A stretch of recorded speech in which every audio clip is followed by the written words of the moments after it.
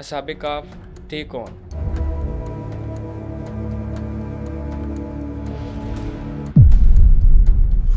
ये ईसा अलैहिस्सलाम से पहले का वाक़या है और ये थोड़ा पहले का नहीं है, ये बहुत पहले का वाक़या है।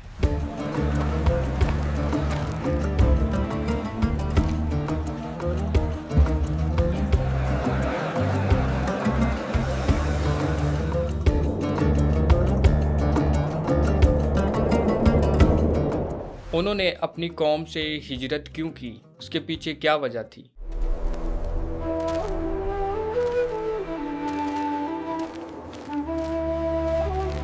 साउंड इफेक्ट कोई क्रिएट करके तो कोई ऐसी गूंज पैदा हुई है जिससे उनका टाइम डायमेंशन जो है ना वो बदल गई है।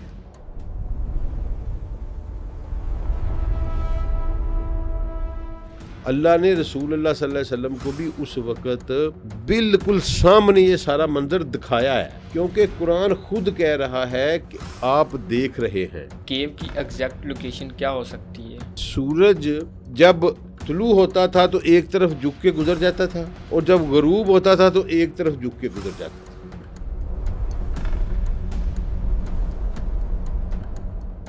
इसका मतलब है कि वहाँ कुछ ऐसी चीजें नजर आ रही थी जो इस इंसानी आंख के लिए बहुत ही हैरतज़दा थी, बल्कि ना सिर्फ हैरतज़दा थी बल्कि खौफज़दा करने वाली थी। इस वाक़े का तल्लुक़ दज्जाल के साथ ये है कि दज्जाल डेफिनेटली टाइम के साथ छेड़छाड़ करेगा। जब जूझ मजूझ आएंगे तो अल्लाह ताला कहेगा कि ए ईसा अपने सारे बंदों को लेके कोहे तूर पे चढ़ जा। असहाब कहफ कौन थे? उन्होंने अपनी कौम से हिजरत क्यों की? 309 साल सोने का अमल की हकीकत क्या है? आइए जानते हैं आज के पॉडकास्ट में। नाज़रीन, आज हम बात करने वाले हैं इस पॉडकास्ट में असहाब कहफ के बारे में। मेरा पहला क्वेश्चन सर से ये है कि सर, असहाब कहफ थे कौन? देखें जी, असहाब कहफ का जिक्र कुरान पाक में बड़े ही ख़ास अंदाज में आया है और ये सूरह कहफ में आया है। और आप सब लोग जानते हैं कि सूरह कहफ और दज्जाल का एक को रिलेशन है जो कि रसूल अल्लाह सल्लल्लाहु अलैहि वसल्लम की सही अहादीस से साबित है। और असहाब कहफ का और दज्जाल का और सूरह कहफ का एक ट्रायंगुलर रिलेशन बनता है। सबसे पहले तो जो बात आपने की कि वो कौन थे, हमारी रवायात में एक गलत चीज़ जो है वो डाली गई और वो पुरानी रवायात नहीं है कोई, वो यही कोई 500-600 साल पहले की रवायात है। तो पर्टिकुलरली उस पर इंडियन सब कॉन्टिनेंट के जो थे मौरखीन या मुफस्सरीन, उन्होंने इस बात को डाला कि ये ईसा अलैहिस्सलाम के पैरोकार थे। दरअसल ये ईसा अलैहिस्सलाम के पैरोकार नहीं थे। उसका बय्यन सबूत ये है कि इन आयात का, बल्कि पूरी सूरह कहफ का जो शान नज़ूल है वो हमें पेटेंट अहादीस से मिलता है कि वो क्या था। तो वो मैं बताना चाहता हूँ। जब तक आप वो नहीं समझेंगे आपको ये पता नहीं चल सकेगा कि असहाब कहफ थे कौन। वो सूरह कहफ का शान नज़ूल जो है वो ये है कि रसूल अल्लाह सल्लल्लाहु अलैहि वसल्लम की तहरीक जब मक्का में बढ़ रही थी और किसी भी हवाले से मुशरकीन मक्का उसको रोकने में नाकाम हो रहे थे और तमाम तरह की पेशकशें उन्होंने जनाब अबू तालिब अलैहिस्सलाम को करके देख लीं, लेकिन उनकी कोई ना सुनी गई। जब तो उन्होंने एक फ़ैसला किया। उन्होंने फ़ैसला ये किया, क्योंकि उनका अपना भी जो ओपिनियन था वो दो हिस्सों में तकसीम हो गया और उनमें से कुछ लोग कहने लगे, उसमें उतबा बिन रबिया जो था वो उस ग्रोह का सरदार था, वो ये कहने लगे कि हो सकता है ये सच्चा पैगंबर हो सल्लल्लाहु अलैहि वसल्लम, तो ऐसा करो कि मुखालफत छोड़ दो। अगर ये अरब पे गालब आ गए तो हमारी मौज हो जाएगी, अगर ना गालब आए तो कोई ना कोई अरब इनका काम तमाम कर देगा। ये दो ओपिनियन में जब वो बट गए ना, कि उनमें भी ये आ गया कि हो सकता है ये सच्चे पैगंबर हों, क्या दूसरे कहते थे नहीं नहीं बिल्कुल नहीं, ये तो हो ही नहीं सकता। तो उन्होंने ये फ़ैसला किया कि कुछ बंदों को यहूदियों के पास मदीना में भेजा जाए। मदीना के जो यहूदी थे ना जी, वो اور یہودیوں کا ایک پڑھا لکھا الیٹ جو طبقہ تھا نا وہ مدینہ میں رہتا تھا، جن کو ربائے کہتے ہیں۔ تو انہوں نے کہا کہ ان کے پاس کتاب ہے، ان کے پاس علم ہے، تو ان سے پوچھا جائے کہ کوئی ایسی نشانی ہمیں بتائیں جس سے یہ ثابت ہو کہ یہ سچے رسول ہیں کہ نہیں ہیں۔ تو انہوں نے پھر 2 رکنی وفد جو تھا نا جی، نضر بن حارث اور عقبہ بن ابی معیط کو انہوں نے مدینہ بھیجا۔ مدینہ کے یہودیوں نے ان کو 3 سوال دیے۔ ان سوالوں میں ایک یہ سوال تھا کہ اصحاب کہف کون تھے، غار والے کون تھے۔ اچھا، اب اگر دیکھیں کہ اگر یہ اصحاب کہف، کیونکہ اس کا یہودیوں نے بتایا، انہیں بتایا کہ ان کا ہماری کتابوں میں ذکر آیا ہے، تو یہودیوں کا یہ کہنا کہ ہماری کتابوں میں ذکر آیا ہے، اس کا مطلب یہودی تو عیسیٰ علیہ السلام کو مانتے ہی نہیں، نہ ہی ان پر اترنے والی کتاب کو مانتے ہیں، نہ ہی ان کو نبی مانتے ہیں۔ تو پھر اگر یہ عیسیٰ علیہ السلام کے فالور ہوتے تو ان کا ذکر یہودیوں کی کتابوں میں نہیں آ سکتا تھا۔ یہ بات بالکل بین ثبوت ہے اور ازر من الشمس ہے کہ یہ عیسیٰ علیہ السلام سے پہلے کا واقعہ ہے، اور یہ تھوڑا پہلے کا نہیں ہے، یہ بہت پہلے کا واقعہ ہے۔ واقعہ اس کا کچھ یوں ہے کہ ایک بستی تھی جہاں کفر ہوتا تھا، مشرک تھے لوگ، اور انہوں نے، قرآن یہ بیان کرتا ہے کہ انہوں نے اللہ کے علاوہ اور لوگوں کو اپنا معبود بنایا ہوا تھا۔ ان میں سے کچھ لوگوں کو اللہ نے حق کی راہ دکھائی، وہ اپنے ایمان پر قائم رہے، ان کے ساتھ کوئی سختی کی گئی، واللہ عالم کیا حالات بنے۔ اب اللہ تعالیٰ اس کو بیان کرتے ہوئے جب قرآن پاک میں سورہ کہف کی آیت نمبر 9 سے اس کو شروع کرتے ہیں نا، تو وہ یہ کہتے ہیں، اللہ کہتا ہے کہ تم سمجھتے ہو، آپ سمجھ رہے ہیں، اپنے رسول صلی اللہ علیہ وسلم کو مخاطب کر کے، کہ آپ سمجھ رہے ہیں کہ یہ ہماری نشانیوں میں سے کوئی بڑی عجیب نشانی ہے۔ یعنی اللہ نے کہا کہ میرے لیے یہ کوئی حیثیت ہی نہیں رکھتا، ٹھیک ہے جی، اتنا بڑا کام میرے لیے کوئی حیثیت نہیں رکھتا، کوئی بڑی بات نہیں ہے۔ پھر اللہ نے بتایا کہ یہ اللہ نے وہاں آوا کا لفظ یوز کیا کہ ایک گروہ تھا نوجوانوں کا، فتیہ کا لفظ یوز کیا کہ ایک نوجوانوں کا ایک گروہ تھا جس کو میں نے آوا دی۔ آوا کہتے ہیں اپنی پروٹیکشن میں لے لینا۔ یہی لفظ رسول اللہ صلی اللہ علیہ وسلم کے لیے بھی سورہ والضحیٰ میں آیا ہے کہ عالم یجد کا یتیمن فآوا، کہ ہم نے آپ کو یتیم پایا تو اپنی آغوش میں، اپنی پروٹیکشن میں لے لیا۔ تو یہی لفظ جو ہے یہ سورہ کہف میں آیا آوا کا، کہ یہ اب یہ انہوں نے ترجمہ یہ کیا کہ انہوں نے ایک غار میں پناہ لے لی۔ اس آیت کا ترجمہ یہ نہیں بنتا، اس آیت کا ترجمہ یہ ہے کہ ایک غار میں ان کو ہم نے اپنی پناہ میں لے لیا۔ اب دیکھیں یہ بات کا پورا میننگ ہی بدل جاتا ہے کہ کجا آپ یہ کہیں کہ انہوں نے ایک غار میں پناہ لے لی، اور اصل ترجمہ آوا کا مطلب ہی ہے کہ جو شخص آوا کہتا ہے وہ کہتا ہے کہ میں اپنی پناہ میں لے رہا ہوں۔ اب اللہ کہہ رہا ہے آوا، تو آوا کا مطلب ہے کہ اللہ کہہ رہا ہے کہ میں نے ایک غار میں ان کو اپنی پناہ میں لے لیا۔ اب ہوا یہ تھا کہ وہ ساری کی ساری بستی جو تھی نا جی، وہ اللہ سے باغی تھی، یہ چند نوجوان تھے۔ اب یہ نہیں پتہ یہ 5 تھے 7 تھے، اللہ 7 کی گنتی پہ جا کے رک گیا، اور آگے پھر اللہ نے کہا کہ تم ان سے اس بات پہ نہ بحث ہو، اللہ ہی بہتر جانتا ہے کہ وہ کتنے تھے۔ انہوں نے اپنی قوم سے ہجرت کیوں کی؟ اس کے پیچھے کیا وجہ تھی؟ ہجرت نہیں کی بلکہ وہ بھاگے، ٹھیک ہے نا جی، وہ چھپ کے بھاگے بیچارے۔ اس لیے کی کہ اس سارے واقعے سے لگ رہا ہے کہ یا تو ان کو مارنے کا آرڈر دے دیا گیا تھا یا ان کو قید کرنے کا آرڈر دے دیا گیا تھا، تو اس سے وہ اب باہر نکل کے شہر سے باہر نکل کے، کیونکہ اسی چیپٹر کا اگلا مضمون یہ بتا رہا ہے کہ یہ غار اس شہر سے کوئی زیادہ دور نہیں تھا، ٹھیک ہے، وہ آگے چل کے میں بتاتا ہوں کہ کس طرح میں کہہ رہا ہوں کہ وہ غار شہر سے زیادہ دور نہیں تھا۔ اس کا مطلب ہے یہ کوئی ایسی بستی تھی جو کہ پہاڑوں کے دامن میں واقع تھی اور جہاں جا بجا غار بھی تھے۔ تو وہ ایک غار میں جب گئے تو اللہ تعالیٰ نے بڑی عجیب سی بات کی ہے کہ جب میں نے ان کو اپنی پروٹیکشن میں لے لیا تو فَضَرَبْنَا عَلَىٰ أَذَانِهِمْ، تو میں نے ان کے کانوں کے اوپر ایک ضرب لگائی۔ اب یہ دیکھیں کہ یہ کیا چیز ہے۔ ہمارے مفسرین نے اس کا ترجمہ کر دیا کہ ہم نے اس کو تھپک کر سلا دیا۔ اب تھپک کے کوئی کانوں کے اوپر تھپک کے نہیں سلاتا، ٹھیک ہے۔ یہ کوئی سمجھ لیں کہ ایسی بات ہے کہ جس کا تعلق جو ہے نا وہ سننے یا سماعت یا کوئی ساؤنڈ افیکٹ کریٹ کیا ہے اللہ نے، اور ساؤنڈ افیکٹ کوئی کریٹ کر کے تو کوئی ایسی گونج پیدا ہوئی ہے جس سے ان کا ٹائم ڈائمینشن جو ہے نا وہ بدل گئی ہے،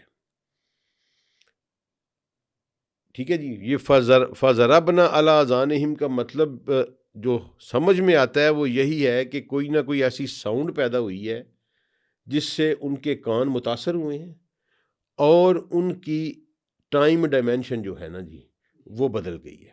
یہ میں کیوں کہہ رہا ہوں کہ اگر کبھی آپ کے کان بند ہو جائیں نا تو آپ کو چکر آنے لگ پڑتے ہیں۔ آپ کا ایک بیلنس ہوتا ہے برین کا، اگر وہ ڈس بیلنس ہو جائے نا تو کانوں سے نا شاں نکلتی ہے اور جہاں آپ بیٹھے ہوتے ہیں لگتا ہے کہ یہ گھوم رہی ہے۔ اس سے میں نے یہ اس ڈیزیز سے میں نے یہ اندازہ لگایا ہے کہ کوئی کیپیسٹی ساؤنڈ ایسی افیکٹ ایسا کریٹ کرتی ہے جس سے شاید انسان کسی اور ڈائمینشن میں چلا جاتا ہے، تو وہی اللہ نے کی اور یہ ٹائم کی کسی اور ڈائمینشن میں چلے گئے۔ اب اس میں ایک اور دلچسپ بات میں آپ کو بتاتا ہوں کہ یہ جب وہ واپس آئے عقبہ بن ابی محیط اور نضر بن حارث اور انہوں نے رسول اللہ سے یہ سوال کیا نا، تو اللہ نے رسول اللہ صلی اللہ علیہ وآلہ وسلم کے ساتھ بھی ٹائم ڈائمینشن چینج کی ہے۔ ہمارے عام مفسرین کو یہ پتہ نہیں سمجھ نہیں لگی اور انہوں نے پتہ نہیں کیوں اس طرح ترجمے کر دیے ہیں۔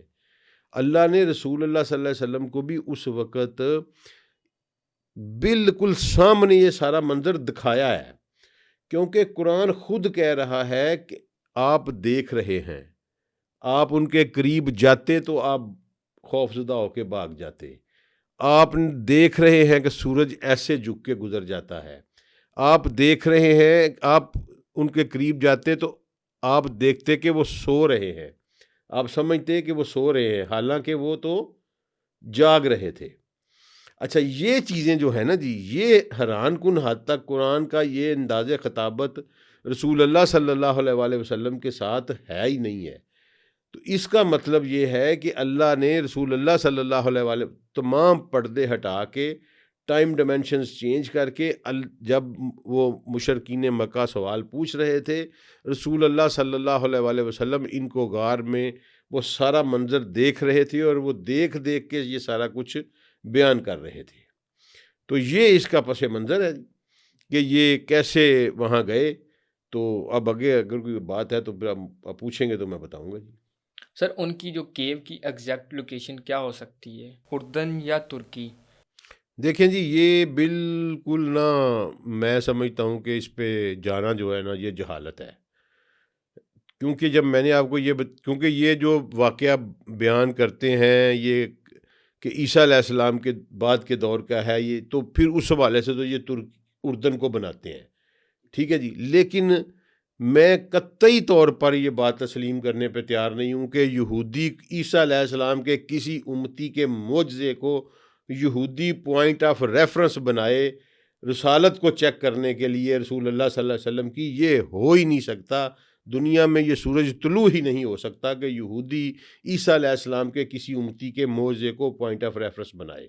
اس کا مطلب ہے کہ یہ کوئی پرانی قدیم دنیا کی بات ہے، یہ مائٹ بھی عاد سمود کے وقت سے بھی پہلے کی بات ہو، مائٹ بھی موسیٰ علیہ السلام کے اور عیسیٰ کے درمیان کے دور کی بات ہو، لیکن چونکہ اس کا ذکر یہودی کی کتابوں میں اتنا ہی ہے اور اللہ نے پھر یہ بھی کہا ہے کہ فردر آپ اس پہ بحث نہ کریں.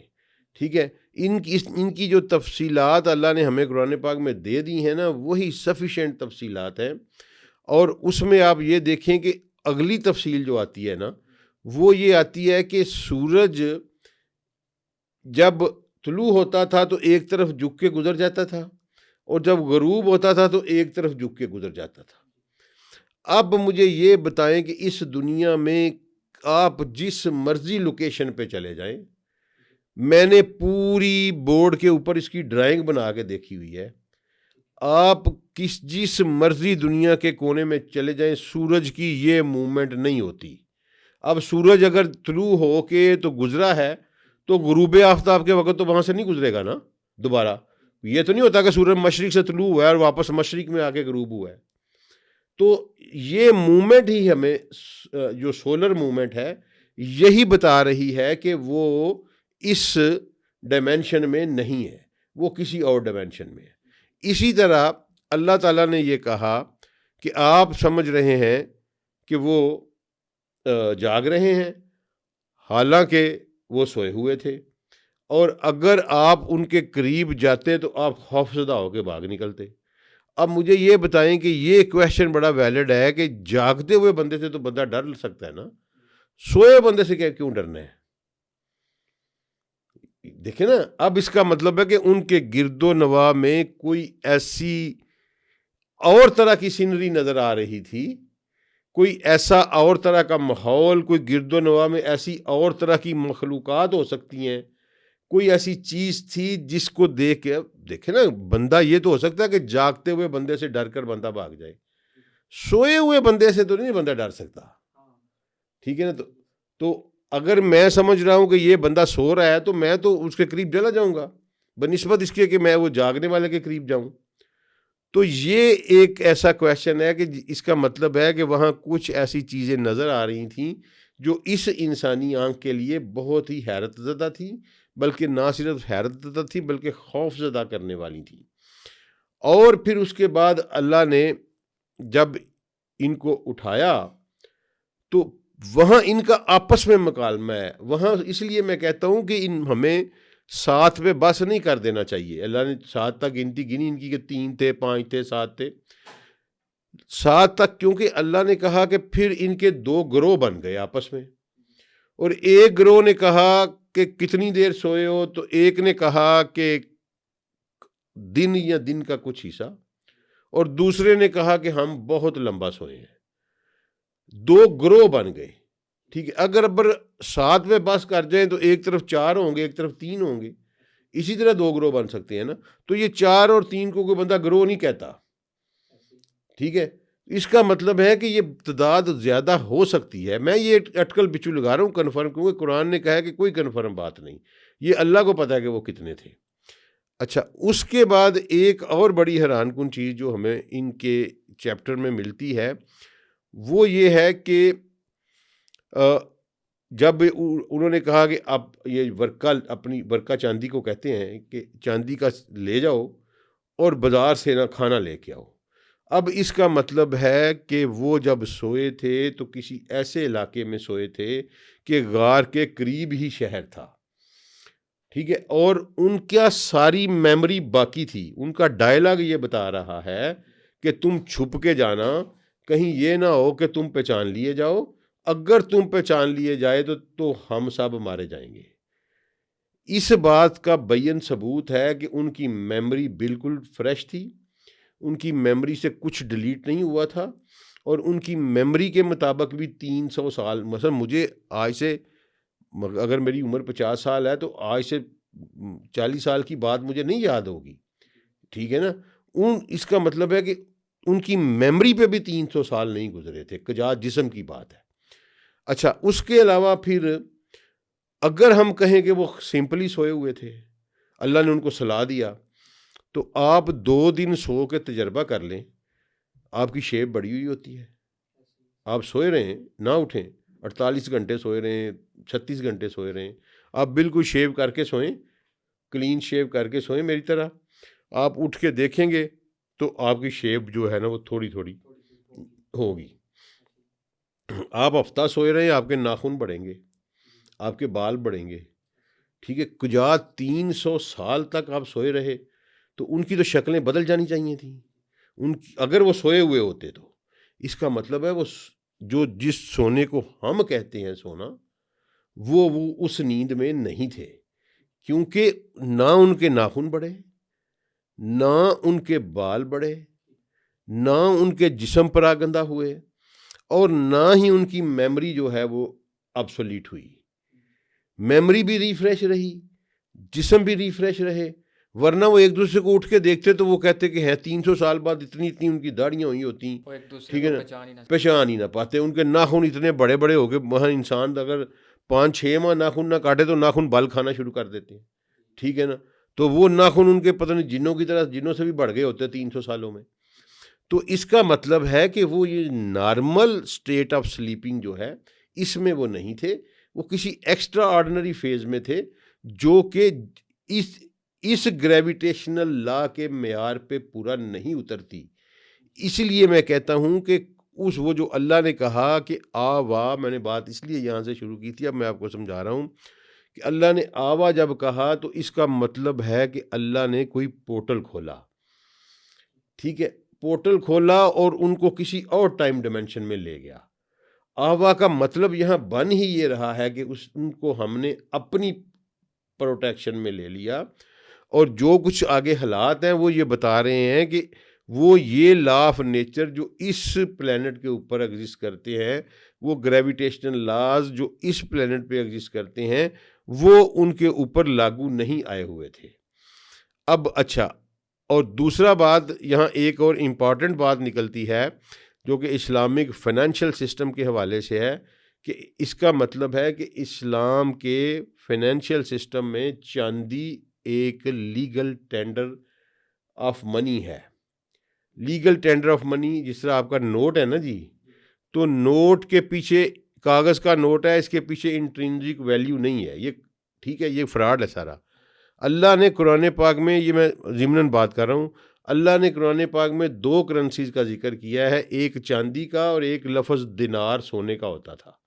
اس کا مطلب ہے کہ اللہ کی نظر میں کرنسیز یا چاندی ہے یا سونا ہے، یہ سارا فراڈ ہے. اور اس وقت چاندی میں بھی تجارت ہو رہی تھی، اس لیے انہوں نے کہا کہ چاندی لے جاؤ اور جا کے کھانا لے کے آؤ. اور وہ جو کوئی محل وقوع تھا، وہ اس جو سیولائزیشن کا مین مرکز تھا، اس سیولائزیشن کا وہ سمجھ لیں کیپٹل آف دیٹ کنٹری تھا، وہ غار اس کے قریب تھا.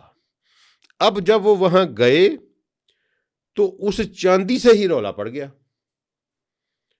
ٹھیک ہے نا. اس کا مطلب ہے کہ وہ لوگ نسل در نسل وہاں رہ رہے تھے، اور وہ ایک ویل اسٹیبلشڈ سیولائزڈ سوسائٹی تھی، ایک سیولائزیشن کا وہ مرکز تھا.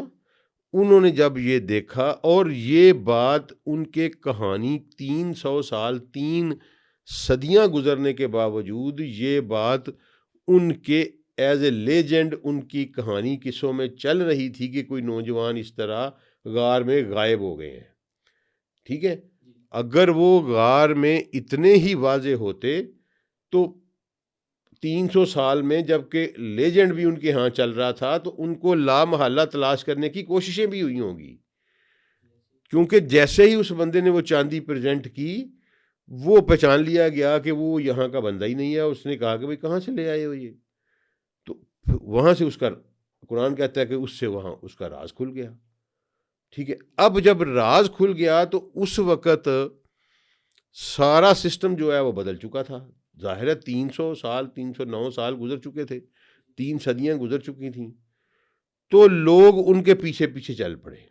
اب یہ آگے پھر بڑی ہی عجیب و غریب سی اس کی سٹوری ہے کہ لوگ اس کے پیچھے پیچھے چل پڑے اس کو ساتھ لے کے، اور وہ نوجوان غار میں گیا تو اللہ نے ان سب کو موت دے دی،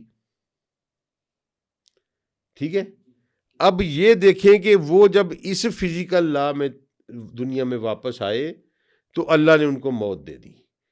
جب تک وہ کسی اور ڈائمینشن میں تھے ان کو موت نہیں آئی، ٹھیک ہے. تو یہ دیکھیں کہ ٹائم ڈائمینشن اللہ نے 309 سال اور یہاں کیپ ان مائنڈ کہ اللہ نے کہیں نہیں کہا کہ میں نے ان پر موت طاری کی تھی۔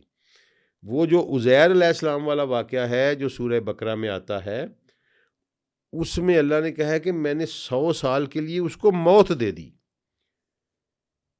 ٹھیک ہے جی، اپنے اس بندے کو میں نے 100 سال کے لیے موت دے دی اور پھر اس کو اٹھایا۔ یہاں موت کا لفظ استعمال نہیں ہوا، یہاں ہے کہ فَضَرَبْنَا عَلَىٰ أَذَانِهِمْ، اور ان کو سلا دیا، اور پھر ہم ان کی کروٹیں بھی بدلتے رہے۔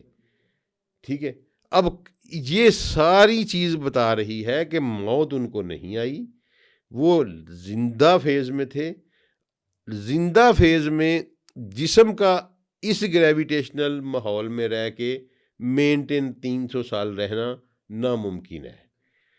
اس کا مطلب ہے کہ کوئی نہ کوئی پورٹل کھلا ہے، اور یہ سارا واقعہ جو ہے یہ ہوا، اور پھر واپس پورٹل کے ذریعے ان کو واپس لینڈ کرا دیا گیا۔ اصحاب کہف کا واقعہ اور دجال سے تحفظ کا آپس میں کیا لنک بنتا ہے؟ اب اس کا کو ریلیشن دجال کے ساتھ کیا ہے، یہ سبق آموز اینڈ پہ میں جو ہے نا جی اپنے سننے دیکھنے والوں کو یہ بتانا چاہتا ہوں کہ ہم لوگ طوطے کی طرح ہر جمعے کو سورہ کہف پڑھ لیتے ہیں۔ نہ اللہ کے رسول کی یہ ڈیزائر ہے، نہ اللہ کی یہ ڈیزائر ہے کہ انسان قرآن پڑھے اور اس کو سمجھ نہ آئے۔ کوئی فائدہ نہیں ہے اس طرح پڑھنے کا، نہ اس طرح یہ آپ کو دجال سے بچائے گی۔ ٹھیک ہے جی، دجال سے صرف اس صورت میں بچائے گی کہ آپ اس کو سمجھیں کہ یہ کیا ہے۔ اس واقعے کا تعلق دجال کے ساتھ یہ ہے کہ دجال ڈیفینیٹلی ٹائم کے ساتھ چھیڑ چھاڑ کرے گا۔ ٹھیک ہے جی، اللہ نے یہ بات اس لیے بتائی ہے، یہ واقعہ اس لیے تفصیل سے بتایا کہ اگر کوئی اس طرح کا کوئی کرتب وہ کرے تو تم یہ سمجھ لینا، اللہ نے بات ہی یہاں سے کی کہ تم سمجھتے ہو کہ میرے لیے کوئی بڑی عجیب بات ہے کہ میرے اس کو کہنا کہ ہمارے رب کے لیے یہ کوئی پرابلم نہیں جو تم ہمیں بڑا معجزہ کر کے دکھا رہے ہو۔ ٹھیک ہے، ہمارے رب کے لیے یہ کامن سے بھی نیچے چیز ہے۔ تو ایک تو دجال سے اس کا کو ریلیشن یہ ہے کہ دجال ٹائم سے چھیڑ چھاڑ کرے گا۔ اللہ نے بتا دیا ہے کہ اس طرح کا معجزہ کرے تو دیکھو میرے لیے تو یہ کام ہی کچھ نہیں، تو وہ رب نہیں ہو سکتا، ایویں کسی دھوکے میں نہ آ جانا۔ ٹھیک ہے، اچھا دوسرا اس میں یہ لیسن ہے کہ جب دجال غلبہ پا لے تو رسول اللہ صلی اللہ علیہ وسلم نے بھی یہی حدیث فرمائی ہے، اس میں بھی یہی لیسن ہے کہ جب دجال آئے گا، وہ غلبہ پالے گا، تو اہل ایمان کو چاہیے کہ وہ شہروں کو چھوڑ جائیں، شہروں کو چھوڑ کے پہاڑی علاقوں میں پہاڑوں کی کھو میں چلے جائیں۔ اور رسول اللہ صلی اللہ علیہ وسلم نے فرمایا کہ جو بندہ پہاڑ پہ چلا جائے گا، دیہات میں چلا جائے گا، ایک بکری اور تھوڑی سی زمین اس کے پاس ہوگی اور وہ اسی سے گزر بسر کر لے گا، وہ بچ جائے گا، اس کا ایمان بھی بچ جائے گا۔ اب یہ بات اللہ کا کہنا کہ وہ وہاں گئے اور میں نے اپنی گوش میں لے لیا، تو ہو سکتا ہے اللہ تعالیٰ اس طرح کا کوئی سماں پیدا کر دیں کہ لوگ جو جب دجال آئے، جو لوگ اس سے بچ کے اپنے ایمان کو بچانے کے لیے شہروں کو، اپنے بڑے بڑے 4 کنال کے گھروں کو اپنے ایمان کی خاطر چھوڑ کے پہاڑوں کی طرف نکل جائیں، تو تب بھی ہو سکتا ہے اللہ ان کے لیے کوئی پورٹل کھول دے اور ان کو بچا لے۔ اس کا بین ثبوت یہ ہے کہ جب جوج مجوج آئیں گے تو اللہ تعالیٰ کہے گا کہ اے عیسیٰ اپنے سارے بندوں کو لے کے کوہ طور پہ چڑھ جا۔ اب مجھے بتائیں عیسیٰ علیہ السلام کے ساتھ کوئی 10-15 ہزار 2 بندے تو نہیں ہوں گے نا، ایک پوری جنریشن ہوگی ان کے ساتھ، تو ایک پہاڑ کے اوپر وہ کیسے پوری آئے گی؟ طور کتنا کو پہاڑ ہوگا؟ زیادہ سے زیادہ میرا مطلب ہمالیہ جتنا ہو جائے گا۔ تو اتنی پبلک جو عیسیٰ علیہ السلام کو ماننے والی ہوگی، اس کو لے کے وہ کیسے طور کے اوپر کیسے سمو جائے گی؟ اس کا مطلب ہے تب بھی طور کے اوپر کوئی پورٹل کھولا جائے گا اور ان کو پروٹیکٹ کیا جائے گا، انویزیبل کر دیا جائے گا یاجوج مجوج سے۔ ٹھیک ہے، اس سے ایک اور یہ سبق ملتا ہے کہ پورٹل کا اور پہاڑ کا کوئی آپس میں ریلیشن ہے.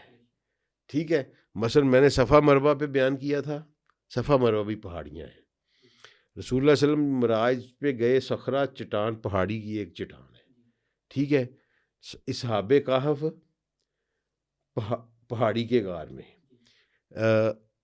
صالح علیہ السلام کی اونٹنی پہاڑ سے. اس کا مطلب ہے کہ پورٹل کا اور پہاڑ کا آپس میں چولی دامن کا ساتھ ہے.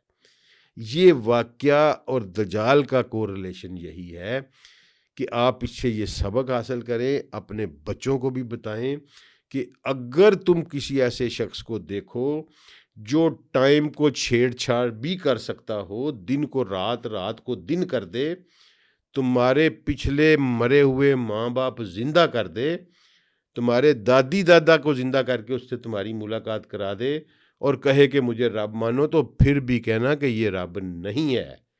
ٹھیک ہے، یہ ہے سورہ کہف میں دجال کے خلاف بچانے کا سبق.